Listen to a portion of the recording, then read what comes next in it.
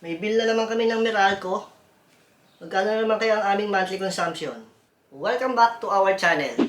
And for today's video, ay titingnan po natin ang consumption na nagagamit ng ating mga gadgets na ginagamit sa pang-araw-araw.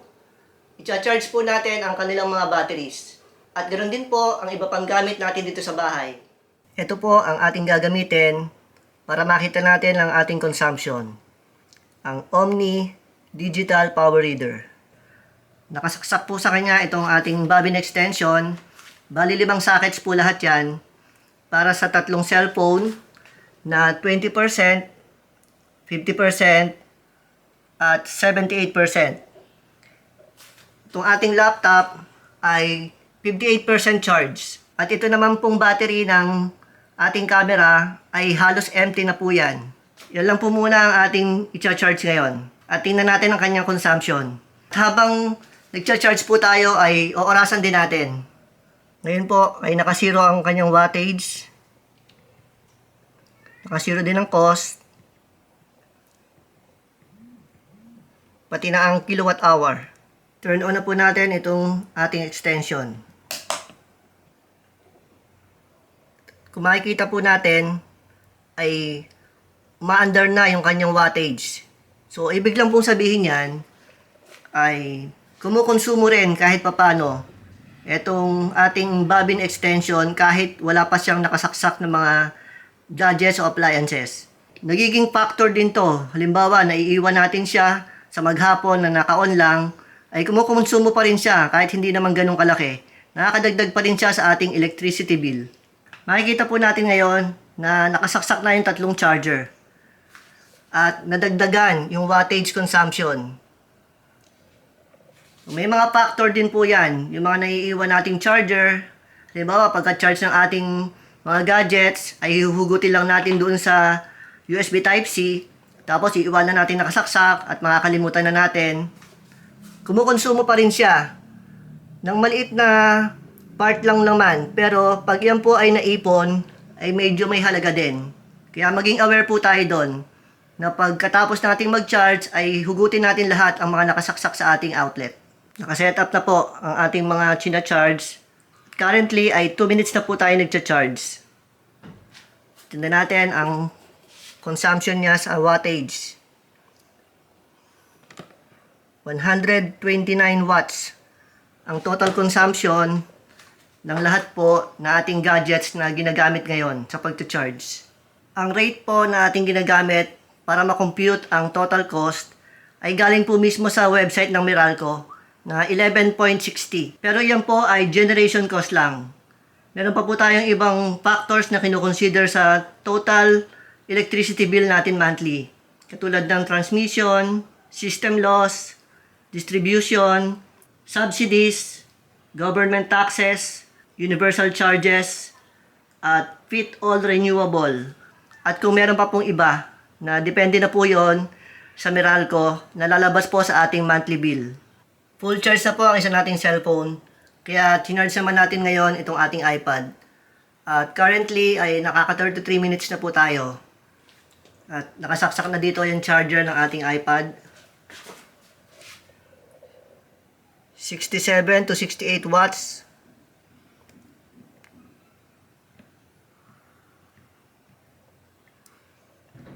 .045 kilowatt hour. At ang cost niya ay 0.53 centavos. Nagsimula po tayo ng charging sa iPad ng 18%. 50 minutes.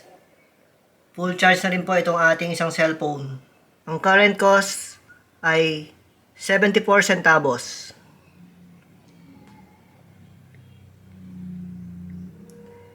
At 0.064 kilowatt hour. Full charge na po ang battery ng ating laptop. 1 hour 7 minutes. Current cost po ay 88 centavos.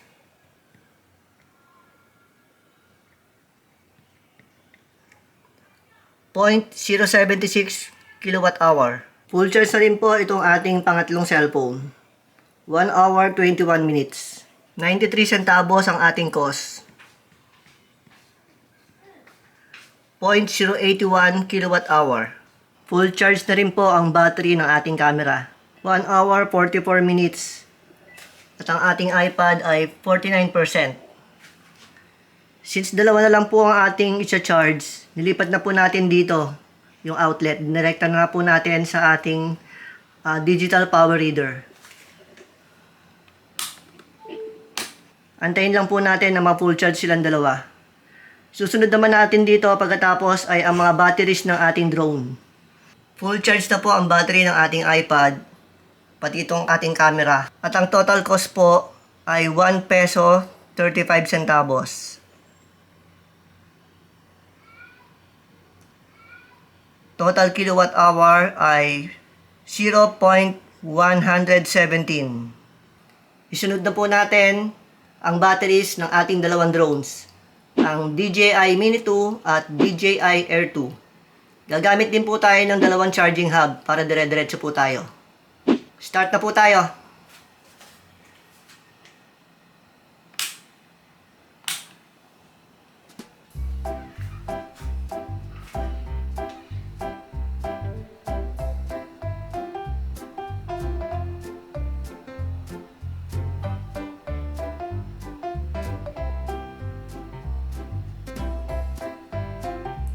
Nasa 62 watts po ang consumption sa ngayon. 2 hours, 5 minutes. Nasa pangatlong battery na po tayo sa DJI Mini 2. At yung ating DJI Air 2 ay pangalawang battery pa rin. 2 hours, 10 minutes. Nasa pangatlong battery na rin po tayo sa ating DJI Air 2. 3 hours, 20 minutes. Nawala na po yung ilaw ng ating battery sa DJI Air 2. Ibig sabihin po niyan, ay fully charged na po ang tatlong batteries. Sa ngayon po, ang natitira na lang ay yung pangatlong battery ng DJI Mini 2. Kaya antay-antay na lang po natin. Medyo nahuli siyang ma-full charge kasi lahat yan ay 50%. Yung isa kasi ay parang nasa 25% yung nahuli na yan. Kaya medyo natagalan siya sa pag-charge. 3 hours, 37 minutes. Hindi na po natin na-timingan yung actual na pag-full charge. Nagpalit kasi tayo ng battery nitong ating camera. Ang total kilowatt hour ay 0.120.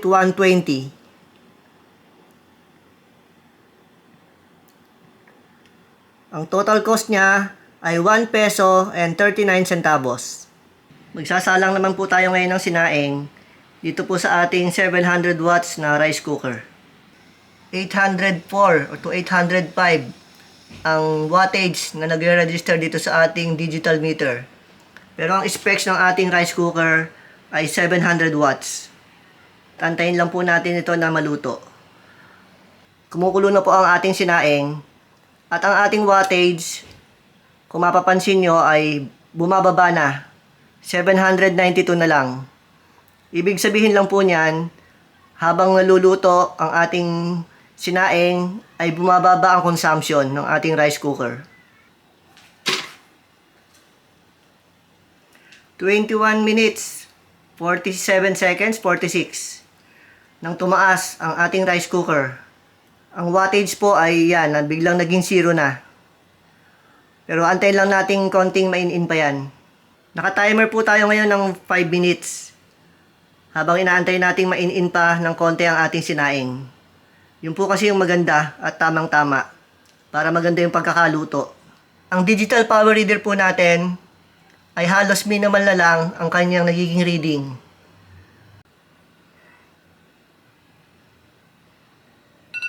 $3.34 ang total cost.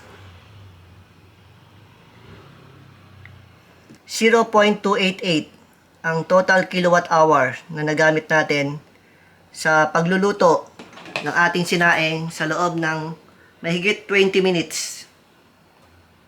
Subukan naman po natin ngayon ang electric kettle. Mag-iinit po tayo ng 1 litrong tubig.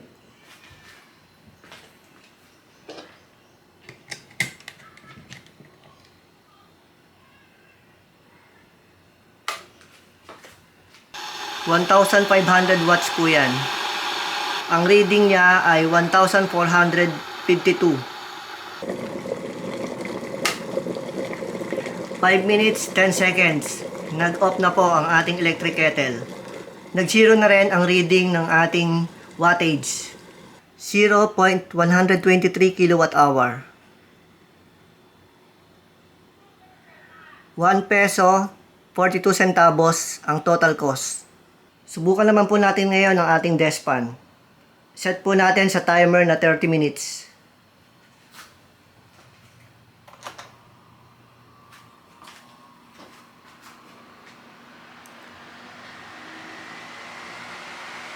Ang reading po niya ngayon ay nasa 50 watts. Subukan po natin sa number 2.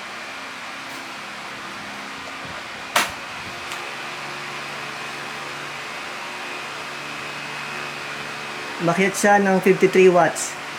Try natin sa number 3.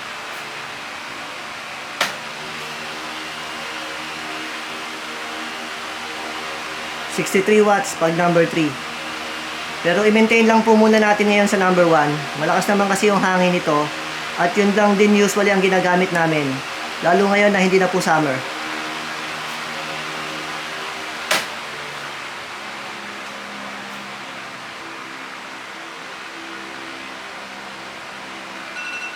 Time's up na po. For 30 minutes, ang ating pong cost ay 0.29 centavos. Ang total kilowatt hour ay 0.025. Subukan din po natin itong ating ref ng 30 minutes. Obserbahan lang po natin yung kanyang consumption sa loob ng 30 minutes. 12 minutes remaining po sa ating timer. Ang wattage natin ay bumaba na po under 1 watt. 0.9 watts na lang ang reading. Ang ating rep po kasi ay inverter. Siguro may factor po yon. Malapit na po ang ating sinet na timer. At under 9 watts pa rin ang consumption. Nasa 0.9. And time's up. Ang cost niya ay 0.32 centavos.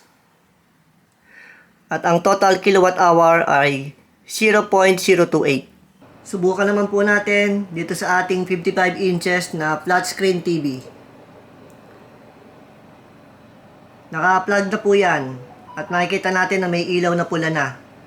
Pero tingnan nyo po, ang lakas ng consumption niya. Hindi pa siya umaandar pero 15 watts na ang kanyang kinoconsume na kuryente. Kaya tip po ulit natin na huwag nating iiwanan na nakasaksak na lang ang mga appliances na katulad nito dahil kumukonsumo talaga siya ng kuryente kahit hindi siya umaandar. Start na natin ang ating timer.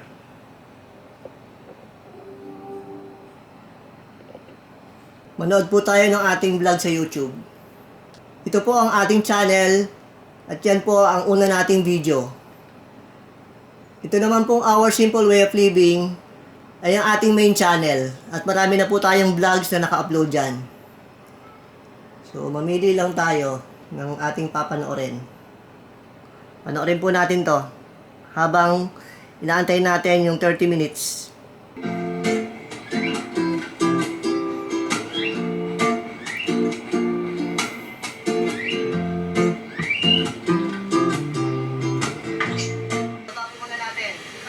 Natin yung map.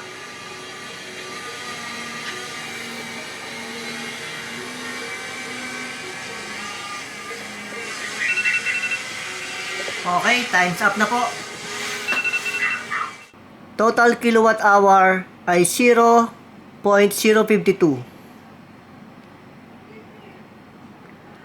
At ang total cost ay 60 centavos. Tingnan po natin ang mga data na ating nakuha. Sa cellphones, laptop, camera batteries, ay meron po tayong 0.117 kWh at 1.36 ang total cost. So, i-compute po natin ito sa daily usage, ay magkakaroon po tayo ng total na 40.72 sa isang buwan. At sa atin naman pong drones, ay meron po tayong 0.120 kWh, 1.39 ang cost, At kung gagamitin po natin ito ng isa o dalawang beses sa isang buwan, meron po tayong 2 pesos and 78 centavos. Sa electric pa naman po, 0.025 kilowatt hour, 0.29 centavos ang cost for 30 minutes. At kung gagamitin po natin ito sa loob ng isang araw ng 4 hours sa daytime at sa gabi naman po ay 8 hours, magkakaroon po tayo ng 208 pesos and 82 centavos na consumption sa isang buwan. Sa rice cooker naman po na 700 watts ay meron tayong 0.288 kilowatt hour at 3.34 ang cost. At kung ito po ay ating gagamitin during lunch and dinner time, ay meron po tayong total na 200 pesos and 47 centavos sa loob po ng isang buwan. Araw-araw po yon na gamit. Ang electric kettle naman po na 1,500 watts ay nakakonsume po tayo ng 0.123 kilowatt hour. 1 peso and 43 centavos po ang total niya. At ginamit po natin ito sa loob ng 5 minutes and 10 seconds. At kung gagamitin natin ito sa breakfast and merienda, na magtitimpla tayo ng anumang inumin na mainit, ay makakakonsume po tayo ng 85 pesos and 62 centavos sa loob ng isang buwan. Na araw-araw po natin gagamitin yon na 2 beses sa isang araw. Sa refrigerator naman po ay meron tayong 0.028 kilowatt hour o 32 centavos ang total cost niya sa loob po ng 30 minutes. Kinompute na po natin to ng 24/7 usage sa loob po ng isang buwan, kaya ang total po niya ay 467.76.